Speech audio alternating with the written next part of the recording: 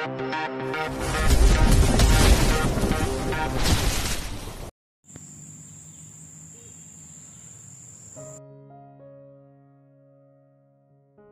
19. Terpaksa jadi istri pengganti. Andra. Ruangan itu nampak sepi dan tidak ada siapapun di sana. Seorang staf kantor yang kebetulan melihat Marvel sedang berdiri di depan pintu Andra segera menghampirinya. "Permisi Pak Marvel. Bapak mencari Pak Andra ya?" tanya staf wanita itu. "Ya, di mana dia?" tanya Marvel. "Pak Andra sedang keluar untuk bertemu dengan klien. Jika Anda mau, Anda bisa menunggu di dalam. Mungkin setengah jam lagi Pak Andra akan kembali," ujar wanita itu. Marvel nampak berpikir sejenak. "Tidak, nanti saja aku kembali ke sini. Sekarang aku masih ada urusan lain." Marvel segera pergi ke arah lift dan naik ke dalamnya. Dia menekan tombol turun ke lantai paling bawah di gedung itu. Ini sudah menunjukkan pukul 12 siang hingga Marvel ingin pergi untuk makan siang terlebih dahulu sebelum nanti dia kembali untuk menemui Andra. Pintu lift terbuka, langkah kaki Marvel langsung tertahan saat dia melihat gadis yang sedang membuat hatinya berbunga-bunga kini sedang berjalan ke arahnya. Sepertinya gadis itu belum menyadari kehadirannya di sana. Luna segera menghentikan langkahnya saat melihat Marvel yang masih berdiri di dalam lift. Tadi dia pergi keluar sebentar karena merasa sangat bosan berada di ruangan kerja Andra terus. Hingga Luna memutuskan untuk jalan-jalan di sekitar gedung itu sebentar. "Nona Luna, apa yang sedang kamu lakukan di sini?" Marvel berjalan keluar dari dalam lift dan berdiri di hadapan Luna.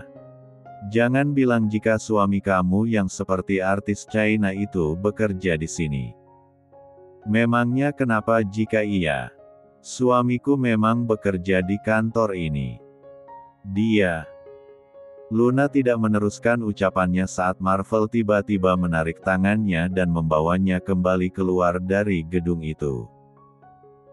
Padahal Luna ingin segera kembali ke ruangan kerja Andra sebelum suaminya itu kembali. "Lepasin." Luna menarik tangannya dengan kasar saat mereka sudah sampai di luar. Marvel menatap Luna dan menghembuskan nafas kasar. "Hei, Nona. Kamu masih berhutang padaku." "Hutang apa lagi? Bukankah aku sudah mentraktir kamu makan kemarin? Jadi urusan kita sudah selesai." Luna ingin segera pergi namun pergelangan tangannya ditahan oleh Marvel. "Suami kamu bekerja di perusahaan Rainbow Group. Tapi kamu mentraktir aku makan di warung pinggir jalan. Apa kamu tahu gara-gara makan di sana aku sampai..." Marvel tidak melanjutkan kata-katanya. Dia merasa malu untuk bercerita pada Luna jika dia menjadi penghuni kamar mandi hampir seharian kemarin. Marvel kembali berkata-kata, "Pokoknya aku tidak mau tahu. Kamu harus mentraktir aku makan siang di restoran mewah sekarang juga. Atau aku akan kembali masuk ke dalam dan mencari suami kamu untuk meminta ganti rugi." Luna menatap kesal pada Marvel karena pria itu selalu saja melakukan ancaman untuk mencapai keinginannya. Luna memperhatikan penampilan Marvel dari atas sampai bawah, bahkan pria itu memakai pakaian formal seperti pekerja kantoran. "Dari segi penampilan, kamu bukan seperti orang susah yang kekurangan uang. Jadi kenapa kamu minta ditraktir makan terus? Dasar gaya elit tapi ekonomi sulit," cibir Luna. "Aku minta ditraktir makan bukan karena aku tidak punya uang. Tapi karena aku hampir amnesia gara-gara kamu, Nona." "Apa kamu lupa?" sergah Marvel. "Baiklah. Tapi ini terakhir kalinya aku berurusan dengan kamu. Setelah ini aku tidak mau ada urusan lagi sama kamu. Marvel tersenyum senang mendengar persetujuan Luna. Dia menganggukkan kepalanya. Tunggu di sini, aku akan mengambil mobilku dulu. Marvel segera pergi untuk mengambil mobilnya. Setelah Marvel mengambil mobilnya, Luna terpaksa ikut naik ke dalam mobil Marvel. Namun Luna minta Marvel membawanya ke restoran terdekat saja karena dia tidak ingin pergi terlalu lama. Luna khawatir Andra akan mencarinya.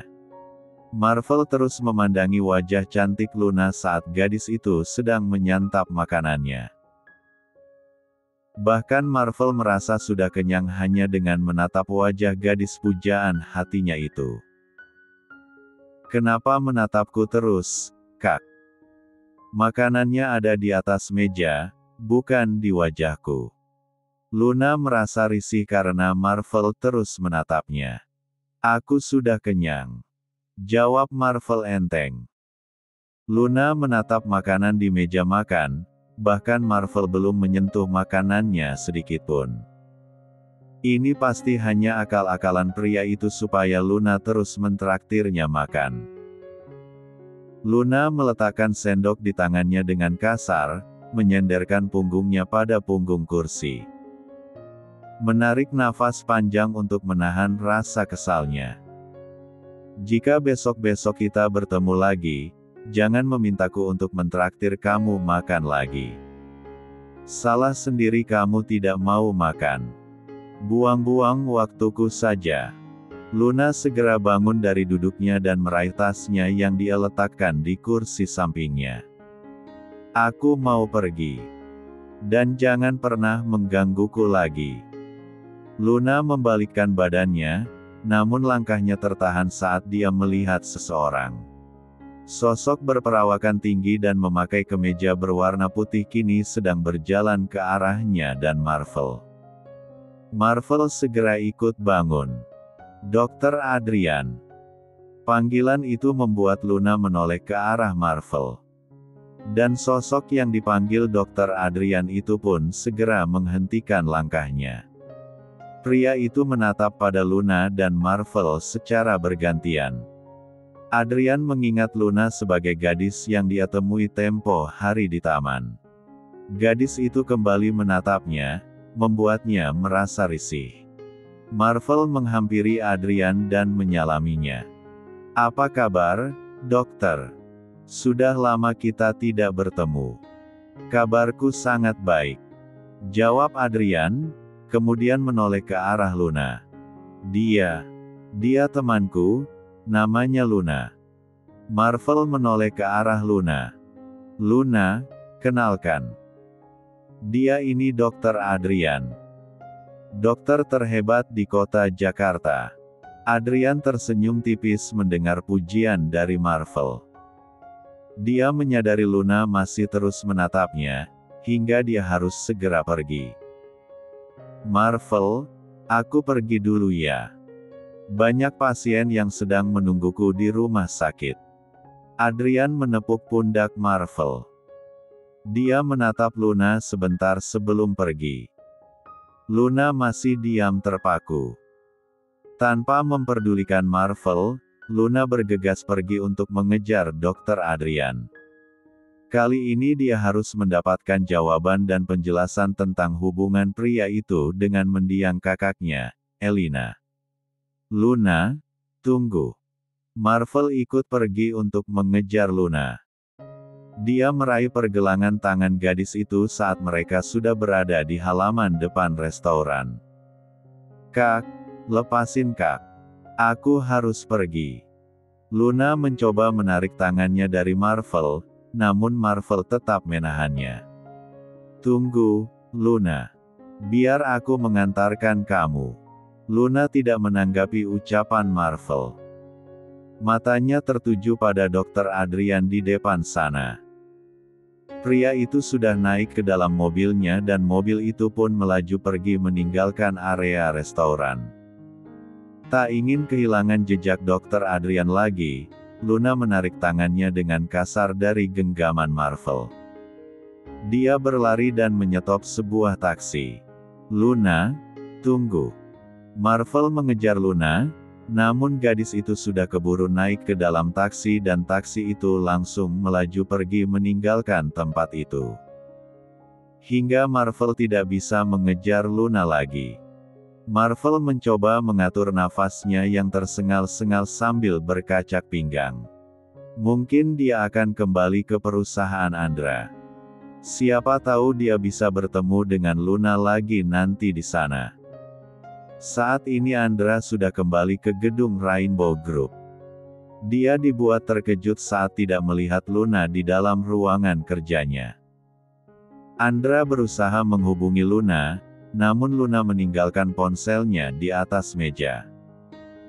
"Hansen, cepat tanyakan pada semua orang di kantor. Cari tahu keberadaan Luna," perintah Andra pada Hansen. "Baik, Tuan." Hansen segera pergi untuk menjalankan perintah dari tuannya. Nampak Felicia datang mendekati Andra saat pria itu masih berdiri di depan ruangan kerjanya. "Menyusahkan saja memang Luna. Sudah tahu tidak hafal daerah sini malah pergi keluyuran. Kalau ada apa-apa kan kakak juga yang repot," ucap Felicia mencoba mempengaruhi Andra. "Sebaiknya kamu kembali ke meja kerjamu dan selesaikan pekerjaanmu sebelum jam pulang kerja."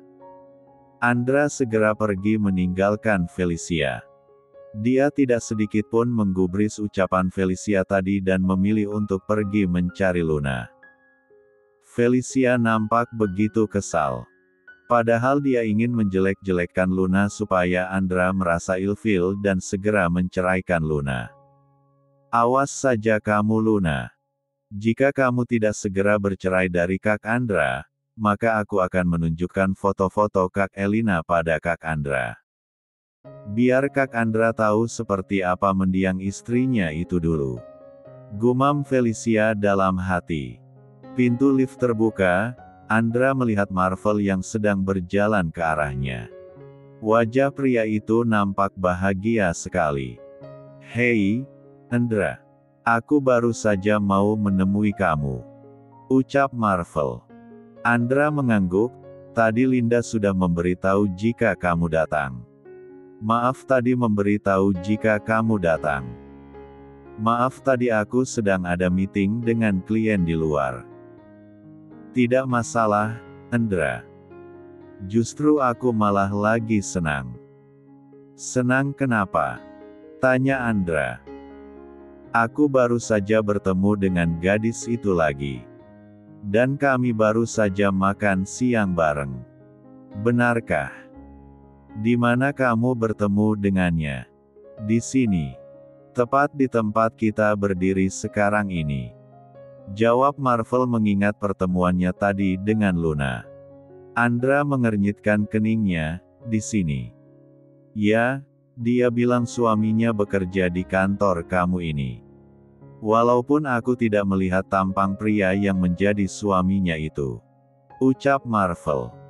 Marvel kembali berkata-kata, "Kali ini sepertinya aku benar-benar jatuh cinta, Andra. Aku tidak peduli jika dia sudah bersuami, aku akan terus mengejarnya. Sampai aku bisa mendapatkan hatinya." Andra tersenyum, dia sangat tahu Marvel. Pria itu pantang mundur jika keinginannya belum tercapai. "Aku jadi penasaran dengan gadis itu. Secantik apakah dia sampai membuat Marvel Ardiansyah tergila-gila, bahkan rela mengejarnya?" Biasanya setiap wanita yang didekati Marvel tidak akan menolak dan langsung menerima cintanya. Melihat dari ketampanan dan kemapanan Marvel, tidak akan ada wanita yang bisa menolak persona pria itu. Gadis itu, dia. Marvel tidak melanjutkan kata-katanya saat melihat Luna berjalan melewati pintu utama gedung itu. Marvel tersenyum dan menunjuk ke arah Luna yang sedang berjalan. "Itu dia orangnya. Namanya Luna." Seketika senyum di wajah Andra memudar saat mendengar nama yang disebutkan oleh Marvel. Pandangan Andra kini beralih mengikuti arah pandang Marvel. Nampak di sana, Luna yang sedang berjalan ke arah mereka. Sepertinya Luna belum menyadari keberadaan dua pria itu di depan pintu lift. Bab 20. Wajah Luna nampak lesu setelah dia turun dari dalam taksi. Sayangnya taksi yang dia naiki tadi tidak berhasil mengejar mobil yang ditumpangi oleh Dr. Adrian. Dengan langkah gontai Luna berjalan memasuki pintu utama sebuah gedung. Dia memilih kembali ke gedung Rainbow Group karena takut Andra mencarinya. Dia sudah meninggalkan ruangan Andra terlalu lama. Bahkan dia lupa tidak membawa ponselnya hingga tidak bisa menghubungi suaminya itu. Langkah Luna terhenti saat dia melihat dua pasang sepatu yang sedang berdiri di depan lift. Dia langsung mendongakkan kepalanya untuk melihat pemilik dua pasangan sepatu itu. Luna nampak sangat terkejut sekali. Marvel melambaikan tangannya pada Luna, dengan senyuman yang mengembang di wajahnya. "Hai, Luna. Kita bertemu lagi. Sepertinya kita memang ditakdirkan untuk berjodoh," ucap Marvel tanpa dosa. Luna merasa begitu sulit untuk menelan salivanya sendiri. Bisa-bisanya dua pria itu ada di sana dalam waktu yang bersamaan. Apalagi saat ini tatapan mata Andra seperti ingin memakannya. Bagaimana jika Andra salah paham dengan ucapan Marvel barusan? "Oh, ya. Kenalin, dia ini Ravandra Harrison. Putra pemilik perusahaan Rainbow Group ini. Katakan siapa nama suami kamu itu, temanku ini pasti mengenalnya." Luna hanya bisa menggigit bibir bawahnya. Sepertinya Marvel sudah terlalu banyak bicara. Ingin sekali rasanya dia menyumpal mulut pria itu dengan sepatunya. Suamiku. Itu. Andra memotong ucapan Luna. "Marvel, aku masih banyak pekerjaan. Sebaiknya kamu temani temanmu ini untuk ngobrol. Aku naik dulu." Andra menekan tombol lift. Dia segera masuk begitu pintu lift terbuka. Pandangannya kembali bertemu dengan mata Luna hingga pintu lift itu kembali tertutup. Luna ingin menekan tombol lift, namun Marvel menghalanginya dengan tubuhnya.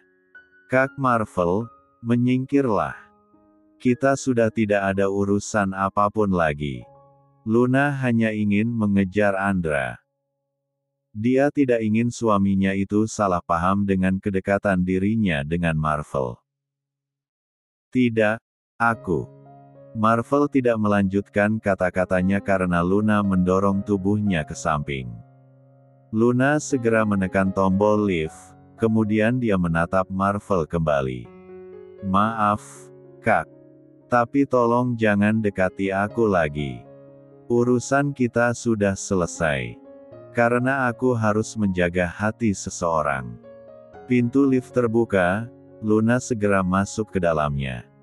Marvel memandangi wajah Luna sampai pintu lift kembali tertutup. Sebenarnya siapa pria yang sudah beruntung itu, Luna? Gumam Marvel sambil mengukir senyum tipis di wajahnya.